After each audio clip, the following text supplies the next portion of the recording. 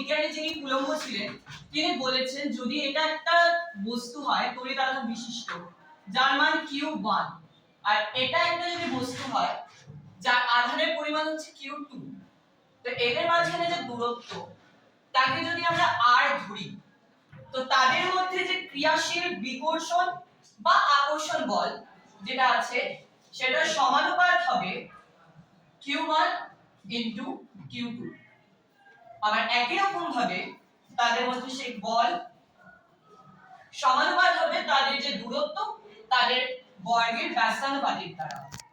তো এর থেকে আমরা যদি যৌগিক ভেদের নিয়মে দেখতে যাই তাহলে আমরা লিখতে পারি যে তাদের মধ্যে ক্রিয়াশীল বল সমানুপাত Q1 Q2, যেহেতু 1/r² মানে আমরা জানি কিন্তু 1/r², তো এটা ভাগফলে চলে যাবে r²। এবার সমানুপাত যখন আমরা রাখছি তো এটাকে যখন আমরা সমীকরণে আনবো তখন আমাদের একটা ধ্রুবকের প্রয়োজন। তো কুলম্ব বলেছেন যে যখন সেটি একই মাধ্যমে বা শূন্য মাধ্যমে বা বায়ু মাধ্যমে থাকছে তখন আমরা কে ধরে নিই যার মান হয় 1। এই ক্ষেত্রে বায়ু মাধ্যমে ধ্রুবকের কোনো চেঞ্জ হয় না, তো আমরা বলতে পারি যে F1 k Q1 Q2 r²। এবার আজকে আমরা আলোচ্য বিষয় যে বিজ্ঞানী কুলম্ব এই k এর মান কিভাবে বের করেছেন বা আমরা কিভাবে আমাদের বাস্তবিক জীবনে k এর মানটা পেতে পারি। তো মুছে দিই জিনিসটা।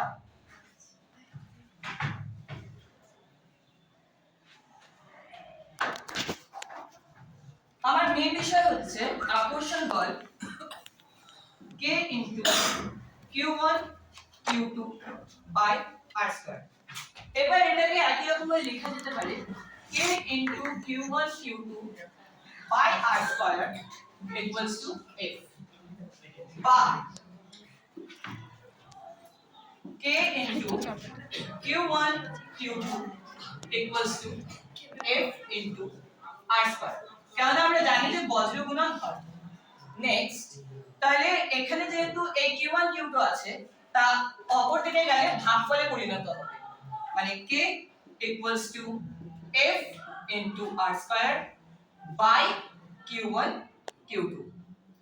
এবার আমরা জানি যে F বলতে এখানে বল বোঝাচ্ছে যার SI একক হচ্ছে নিউটন, তো আমরা এখানে লিখতে পারি SI, এটা আমরা রাফের জন্য লিখতে পারি যে SI তে F নিউটন r² মানে দূরত্বের স্কয়ার। SI এ দূরত্বের একক হচ্ছে মিটার, তো মিটারের স্কয়ার। আর Q1 Q2 এখান থেকে আমি Q1 টাকে যদি ধরি তো আধানের যে SI একক সেটা হচ্ছে কুলম্ব, তো যেহেতু দুটো বিষয় গুণ করা হচ্ছে তো আমরা এখানে লিখতে পারি যে এখানে Q1 into 2 কুলম্ব স্কয়ার। তো k এর SI একক আমরা লিখতে পারি newton metre square by coulomb square. অপরদিকে যদি আমরা সিজিএস একক দেখি তো সিজিএস এ যেটা আছে যে বলের যে সিজিএস একক সেটা হচ্ছে ডাইন, ডাইনটাকে আমি ডাইন। নেক্সট r², সিজিএস সি মানে সেন্টিমিটার দূরত্বের একক, তো r² আমরা লিখতে পারি সেমি স্কয়ার।